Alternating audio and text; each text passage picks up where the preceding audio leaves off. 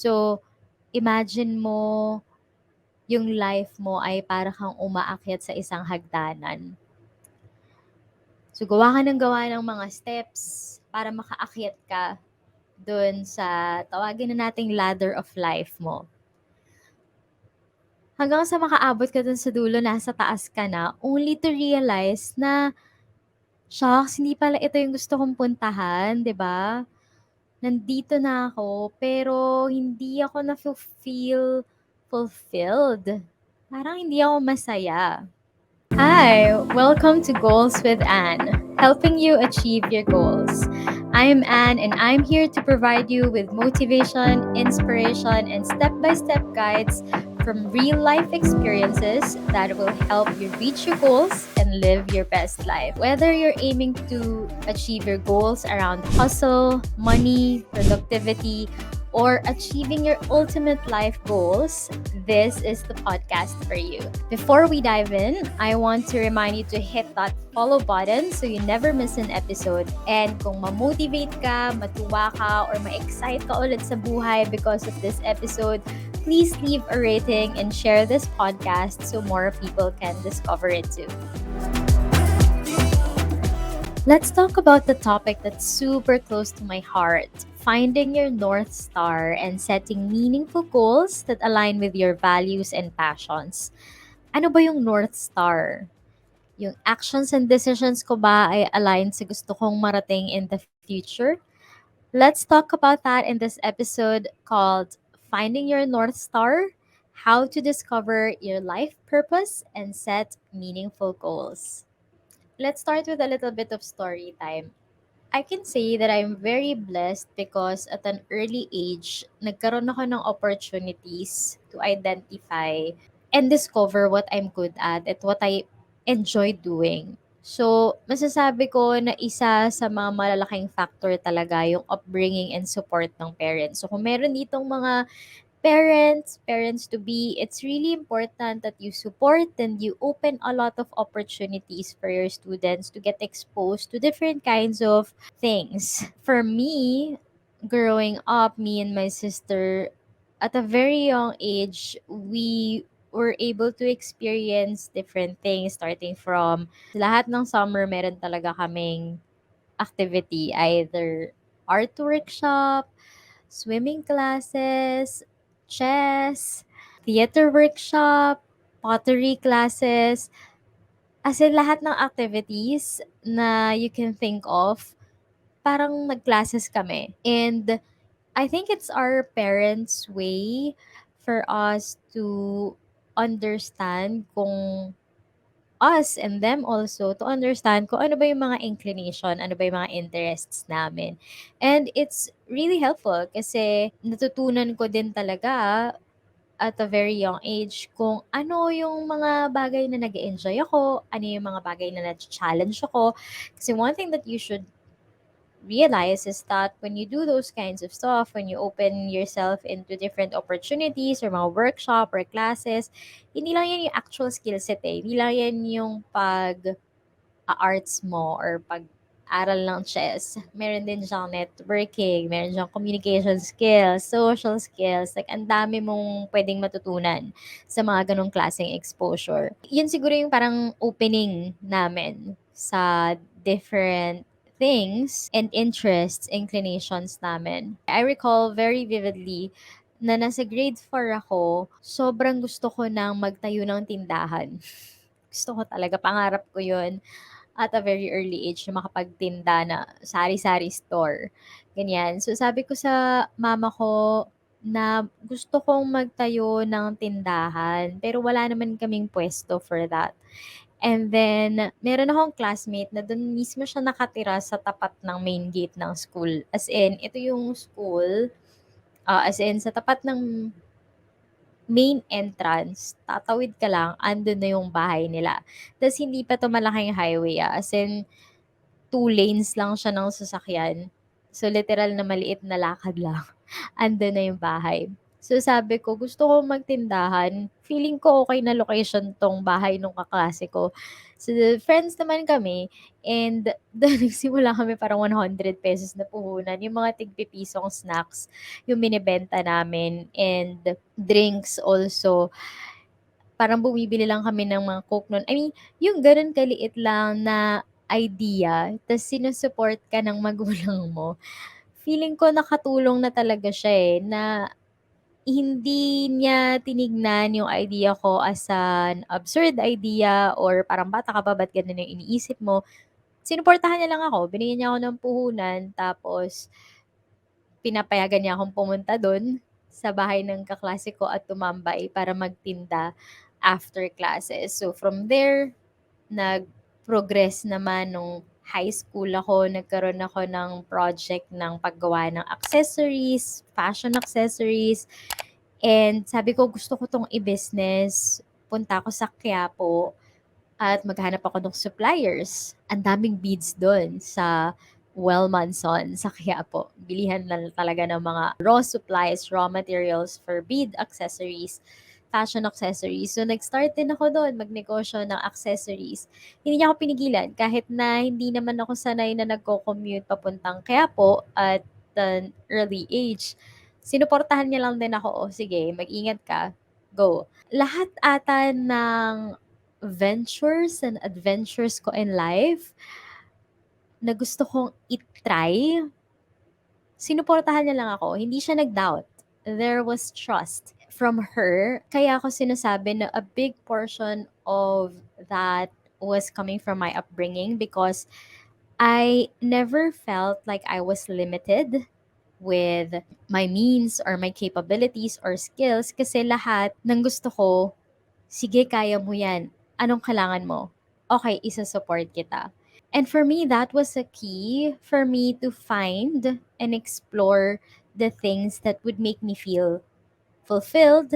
Dumating ako sa point when I was in second year college na realize ko din na na-enjoy kong mag-design. And marami akong mga startups, mga small businesses na natutulungan dahil nagde-design ako ng mga banners nila sa mga pop-up stores nila.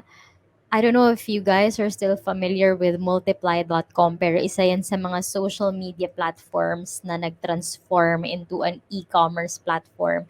And isa ako dun sa mga pioneers na gumagawa ng mga themes noon for mga budding e-commerce stores, budding entrepreneurs, online sellers. So, yun, gumagawa ako ng designs, nakakatulong ako na maggawa ng logo, brand identity, design ng e-commerce store nila, and I felt the fulfillment. I felt the joy and excitement and challenges from helping solve other people's problems.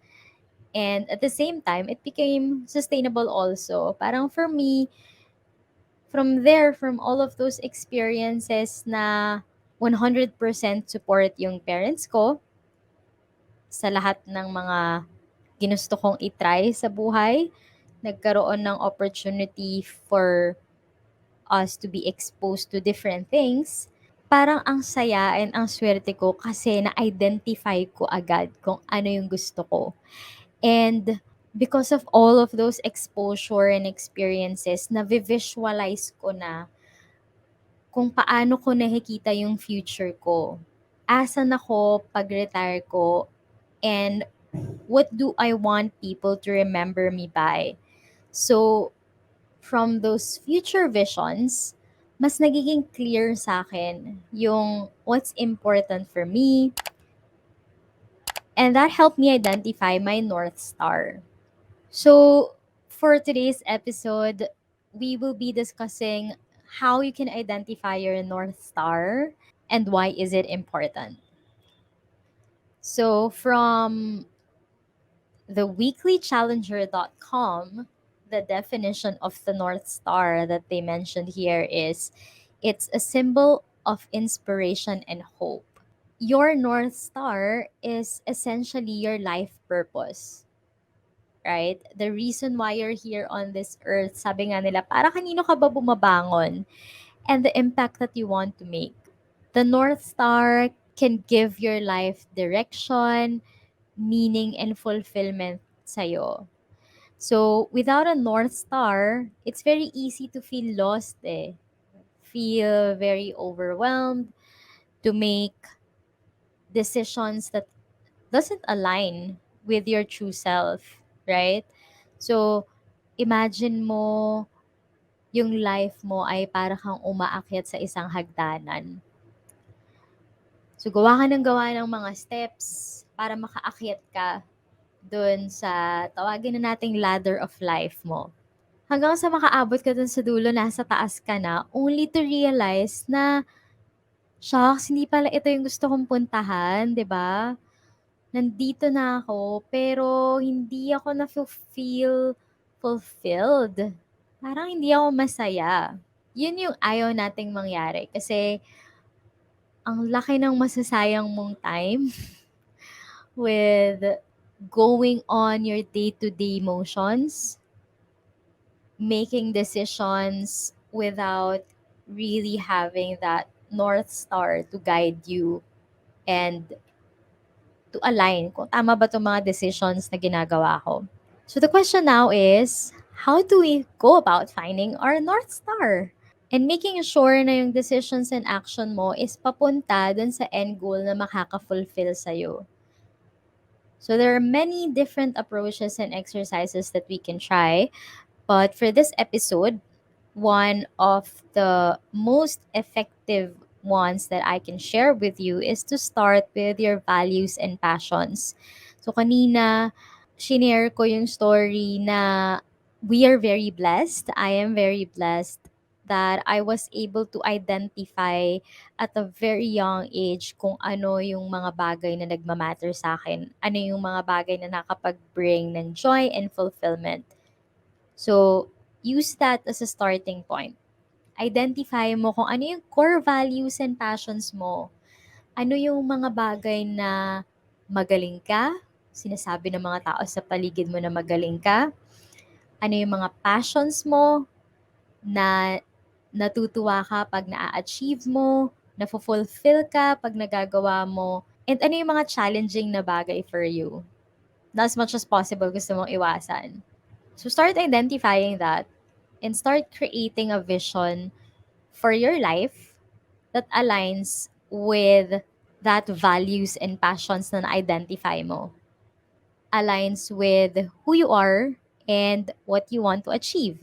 Right? So for me, kanina na-identify ko from all of those experiences and exposure that I had this knack for entrepreneurship. Natutuwa ako pagka meron akong sales, nai-improve ko yung marketing ko kahit na nagsimula ako sa sari-sari store, kapag halo-halo, nagbenta ng ukay-ukay, upselling, flipping stuff, nakakapag-problem solve ako at mayroon akong iba't ibang diskarte sa negosyo, nafo-fulfill ako diyan.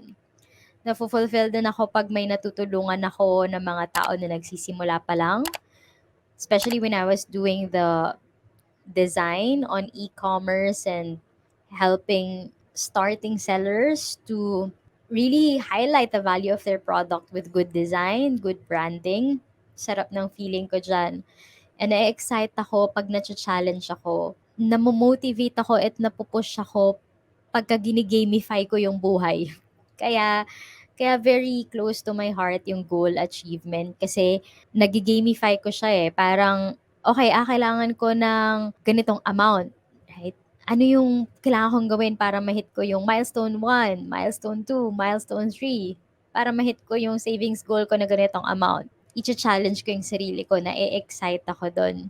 And identify ko lahat yan because of all of the experiences and opportunities na napagdaanan ko. So, isa yan sa mga gusto kong ma-take away ninyo na expose yourself to a lot of different things, a lot of different opportunities, a lot of different hobbies, communities. Expose yourself kasi it's a good way to get to know yourself better. And doon ako nakapagsimula to create a vision that I want for my future. So I visualized myself at 70 years old, nasan ba ako? anong view ko pagkagising ko sa umaga, pag nagre-relax ako, anong mga pinagkakaabalahan ko. Pag sinasabi ng mga tao na successful ako, successful ka. Anong definition pa ng success yung gusto kong pag-usapan nila? Yung career ba? Yung relationships ko ba? How we're able to raise our kids?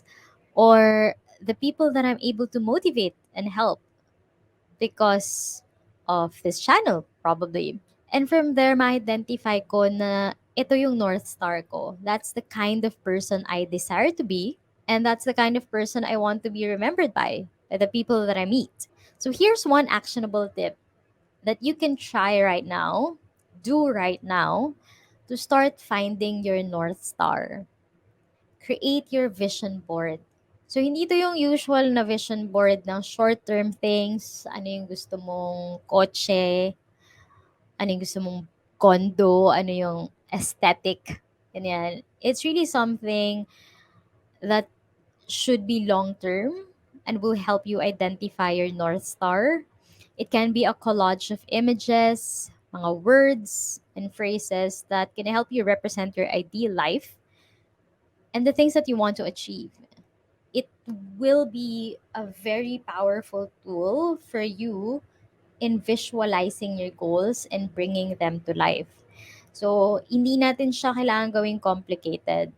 You can do this in 30 minutes, 10 minutes. Depende sa'yo kung gaano mo kagusto mag-assess and go deep in doing this. If you are traveling, nasa commute kayo, may data kayo, Facebook, pwede kayong maghanap ng mga images na, Google Images, screenshot nyo yan. Gusto nyo ba ang rest house ninyo pag 70 kayo ay nasa tuktok ng bundok or nasa dagat? Yan, search nyo yung mga ganyan. And screenshot nyo, kung sa notes yan sa phone ninyo, write down your notes. I want to wake up every morning with a view on the beach. Write down ano yung mga words na gusto ninyong ma-remember kayo by. Sa album ninyo, sa photos ninyo, yung pictures ng family mo, screenshot mo yan. Yung mga friends mo na gusto mo kasama mo pa rin pagtanda, screenshot mo yan. Compile everything and save mo yan sa isang album sa phone mo. Title mo, Vision Board. So I'm just saying this as an easy, quick way for you to get started. But of course, you can go much more bongga na mag-Pinterest, mag-create ng Google Doc. Pag may time ka, pa-print mo na. Lagay mo sa wallet mo, sa bag mo. Make it very accessible. Even just sa phone, you can do this in less than 20 minutes nga sabi ko sa'yo kanina. And depende sa'yo kung gaano mo siya kagustong palaging nakikita. But it's very important that you daydream, you visualize, feel that moment, close your eyes, be in that moment. Where are you? And this is important because this will be a constant reminder sa decision making mo. Sa career, relationships, where you spend your time, and who you spend your time with. Right? Papunta ba to sa North Star ko? Use this as your guide in your day-to-day decisions to get the life you want for yourself. So ngayon, lahat ng decision mo sa buhay, lahat ng actions mo when you're climbing back that ladder na sinabi ko kanina, alam mo na pagdating mo sa tuktok, yung pupuntahan mo ay yung life na gusto mo. You're working towards that because you're able to identify that na eh.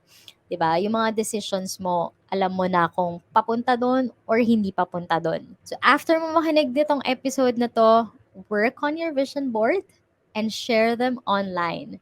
Tag me at Goals with Anne or share it in our private group Act to Achieve and I'd be so excited to see them. Now it's time for our hashtag Ask Anne portion where we answer listener questions. So if my question ka, post it on socials or in our private Act to Achieve PH Facebook group and use the hashtag Ask Anne. And you might be the next question we're answering in the next episode. So, for this episode, our question would be from Lara. What advice do you have for someone who feels like they've been stuck and doesn't know where to start in pursuing their life goals? So, unang-una, good job sa'yo kasi meron ka ng life goals. Next, i-list down mo sa paper, sa notes, sa phone mo, ano yung mga triggers kung bakit feeling mo stuck ka. Sa work ba yan? Meron tayong dalawang factors. It can be an external factor or an internal factor. So, external factor, halimbawa yung sinabi ko kanina sa work ba yan, merong na-promote at hindi ikaw, ma-feel mo, ako stuck. Kasi hindi ako na-promote. Meron ka bang friend, family, na may bagong bahay, bagong kotse, na ikaw hindi mo na-achieve right now, so you feel stuck? So identify that. Kung external, don't let it get in your head. Don't compare yourself and your timeline to the timeline of others because you have your own goals. You have to align and remember that, 'di ba? Yung goals mo might not be the same goals as theirs and you have your own time to achieve those. Kung internal yan, internal meaning wala kang motivation, hirap ka mag-focus, or hindi mo sure yung mga questions mo around the goals that you've set, hindi mo sure kung yung mga goals na sinet mo ay tama ba, then go back to your goal setting. Try to implement the actionable advice that we had today in this episode to visualize and identify your North Star. I hope makatulong siya and I hope that it would give you a boost of excitement and motivation to start doing something towards your goal. Makatulong siya for you to be unstuck. I hope that helps Lara and for all the others who are facing the same challenge. So to recap this episode, the North Star is your life anchor and it will help give direction to lead you to your destination. It will be your anchor in your life decisions. So it's good if you can identify it as early as possible. Number two is to identify the things that fulfill you, excite you, give you joy, and the things that challenge you. And lastly, work on your vision board. Do it now. Act within the next 3 hours habang fresh pa yung excitement and motivation natin dyan. Very easy to do and very actionable to get you to the next step. Thank you everyone for joining me in this very first episode of Goals with Anne and I hope na enjoy kayo. I would love to hear from you and don't forget to tag me in your vision boards or your feedback or your questions at Goals with Anne on all your social media platforms. Today, we talked about the importance of finding your North Star, how you can get started by identifying things that fulfill you, how you see your future, and how you want to be remembered by. So you can start setting your life goals and making daily decisions that will lead you there. Remember, it's never too late to start working towards your dreams. Join me again for the next episode of Goals with Anne, helping you achieve your goals. I hope na-motivate and na-excite kayo sa takeaways and action items natin for this episode. To be always updated on our ganaps, don't forget to follow me on IG, Facebook, TikTok, and you can also watch this episode on YouTube at Goals with Anne for your daily dose of motivation.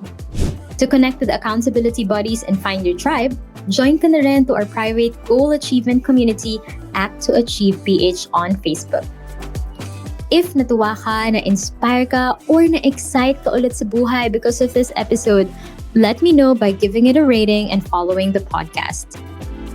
Just go to the podcast page if you're on Spotify, click follow, then click the ratings and give your feedback. 5 seconds lang.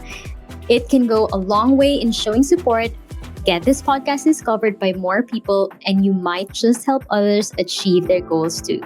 Stay tuned until next time. Thank you for listening. Don't forget, you need to act to achieve.